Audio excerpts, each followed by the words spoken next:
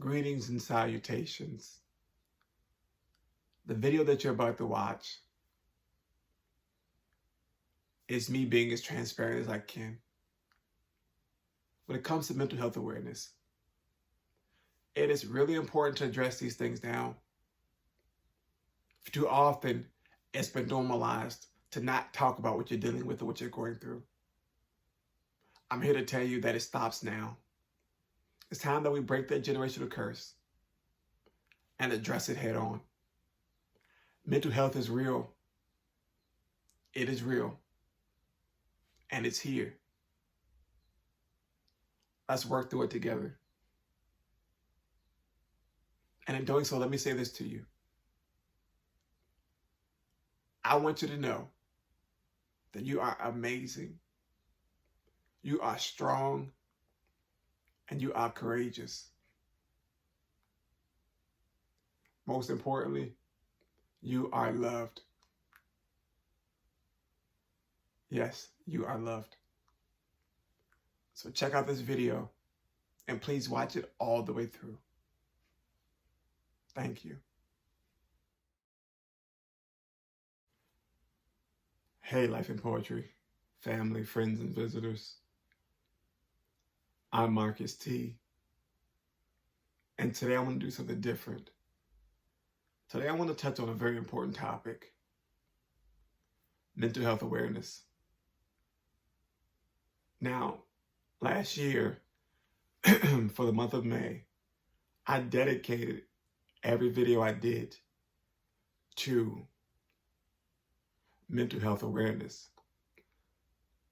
Trying my best to shine a spotlight on it being okay to not be okay, to be able to talk to somebody about what you're dealing with, whether it be anxiety, depression, anything, even to be able to go out and seek help. I did a video with a friend of mine who works in the field with dealing with people who have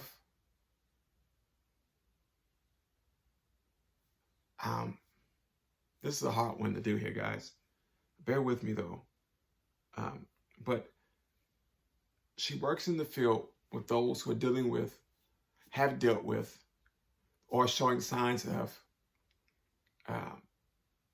things that affect their mental health, whether it be depression, anxiety, anything. I don't want to go down and list everything that can fall under that category because it's a lot.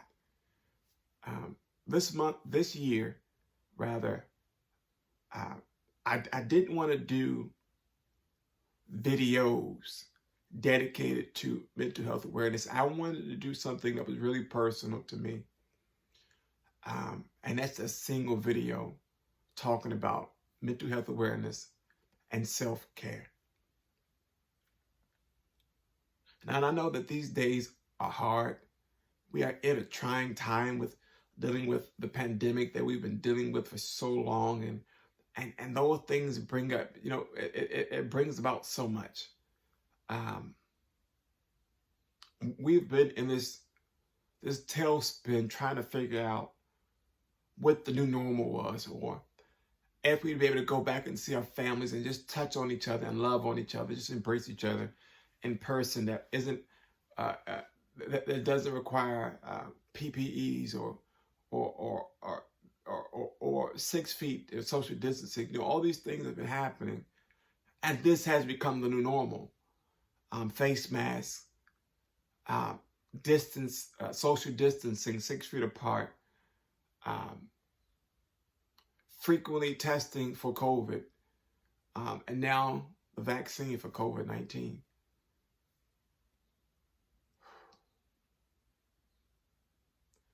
As individuals, I understand what it's like to deal with change, especially change like this here. Now, I myself have been in this space here of trying to figure out where I stand.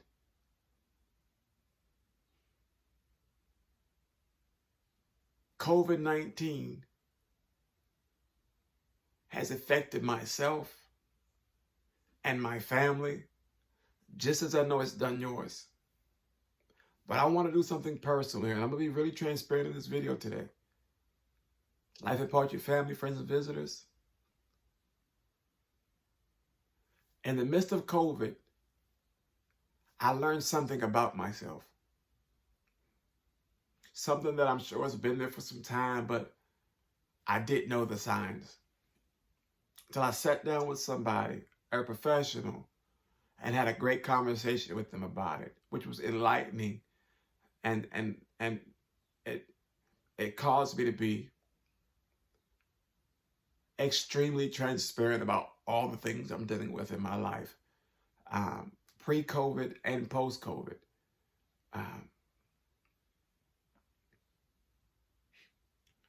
One thing I learned about myself is that I deal with anxiety.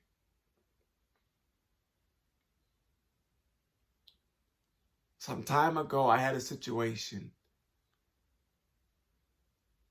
where I was with my wife and her family, and we were in the grocery store.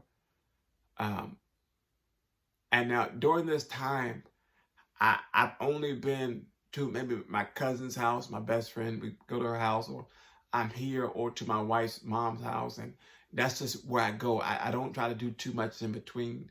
But this one time we were out, and I was like, I got it. I'm going to the store with you guys. And in the store,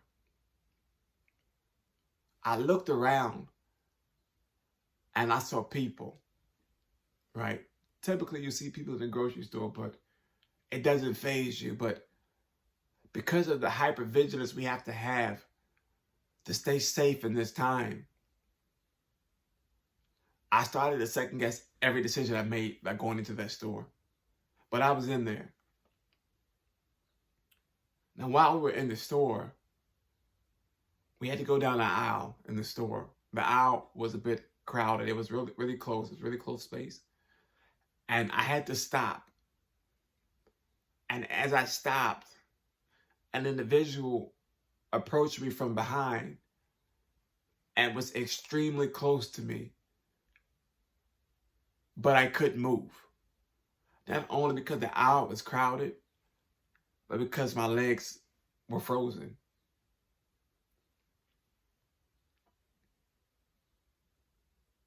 That day, I realized that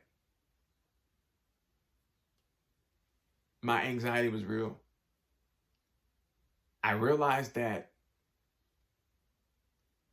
because I didn't know the signs of it, I didn't know how to deal with it. I didn't know what to do. But as I said, I went and I reached out to some people, and I talked to a professional about it. And we really laid it out there, you know. And each person I talked to, they reassured me that it's okay. They reassured me that, you know, this is a hard time, and it's so in our face that we can't avoid it. And in that, we have to learn to operate in it. I don't want to say deal with it, because that's it's so blunt and it's so harsh, and rhetoric today is everything. But you know, we have to learn to see it and address it, and that comes with learning the signs, learning the tools to work through it. You know.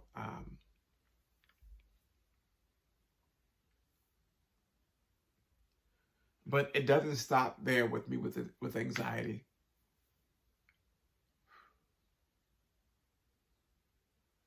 A few years ago, if you've been following me on this channel from the beginning, you guys know that I got sick.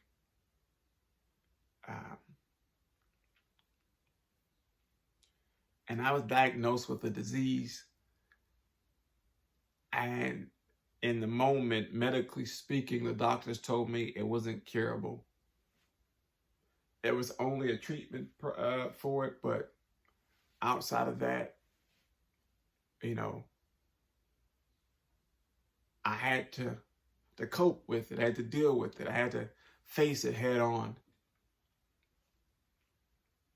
And in the midst of all that, I learned something about myself then too. Um, it was so hard to face it and to let people in and to allow people to see me vulnerable with it. That I started to just compartmentalize everything. And in doing so, it broke me down more ways than one. Compartmentalizing it for me caused a chain reaction of things to happen. I shut down. I stopped communicating with not only my family, but my friends and even with myself. And I was telling myself from time and time again that this ain't nothing, it's going to be all right. All the while I was lying to myself because it wasn't all right. I was hurting myself by just suppressing it and pushing it down. And we've been conditioned to do that, especially in the Black community. We've been conditioned to suppress how we feel and what we're going through, and oh, you're gonna be all right, just walk it off, or do this and do that.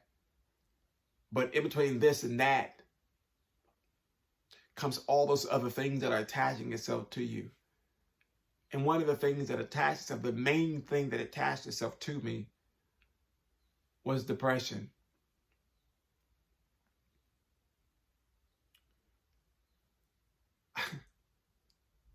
When I realized that's what it was, I really shut myself out from everything around me. And I smiled my way through the entire time to show face to the world that I'm all right. But deep down in here, in my heart and in my stomach, I was falling to pieces. I was simply falling to pieces. And a friend of mine came to me. And he looked right through my smile. He said, you know what, bruh? I know you're going through. I'm not going to press you, but just know that I'm here for you. In that moment, I took a step back and I told myself,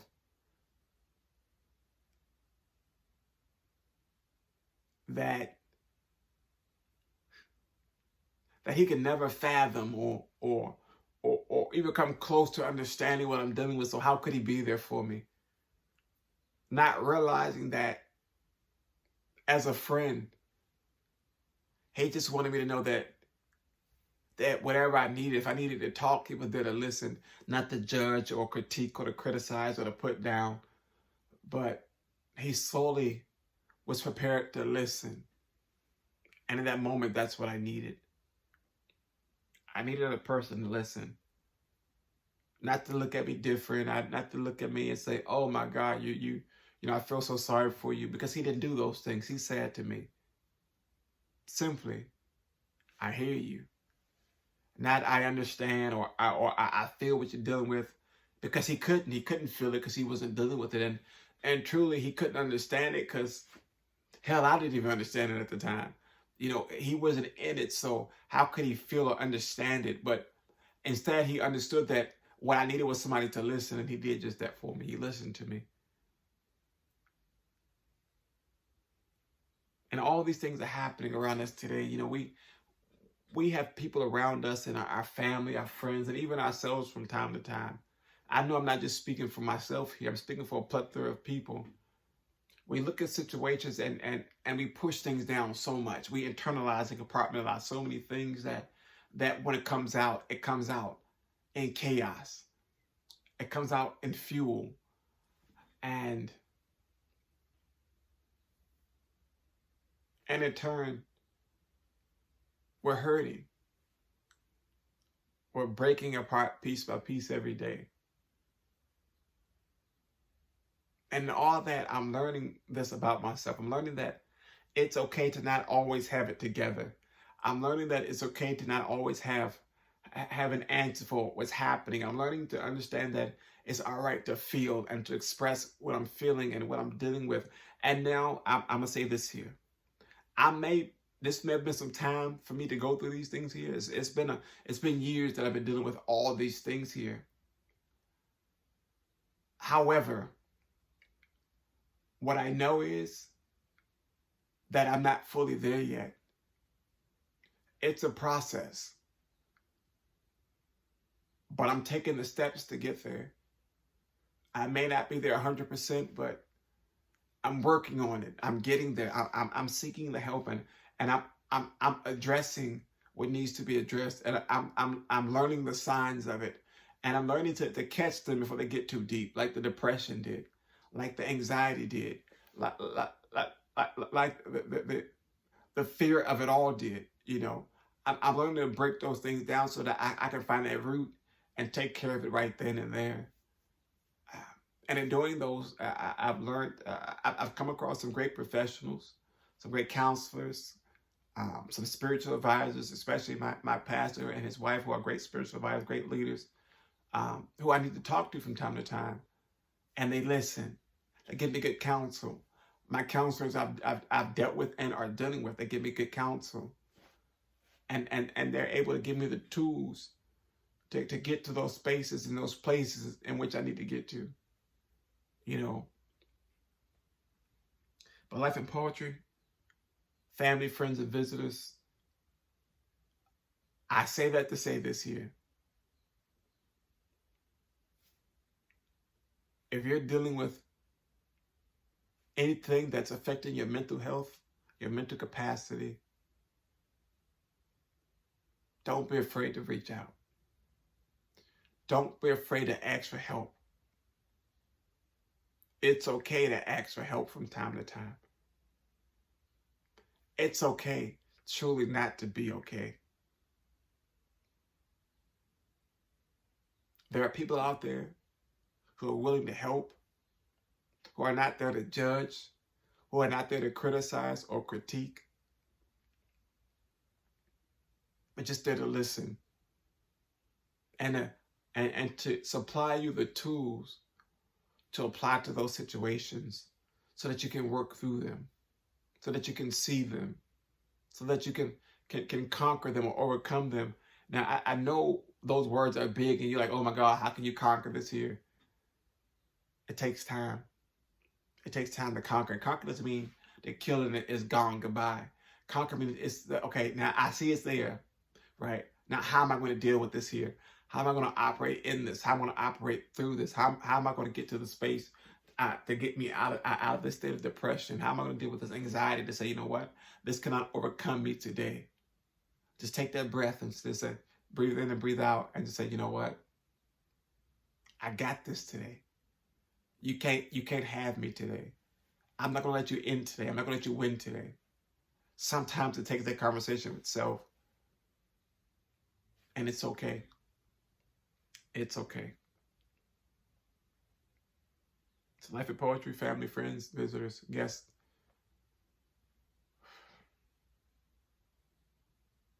I'm Marcus T. I deal with depression. I deal with anxiety. I deal with fear. I deal with doubt.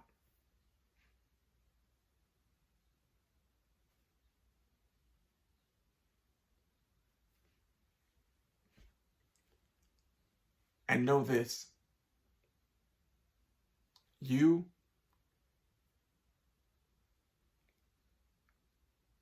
are not alone. You are not alone. You are not alone. Yeah.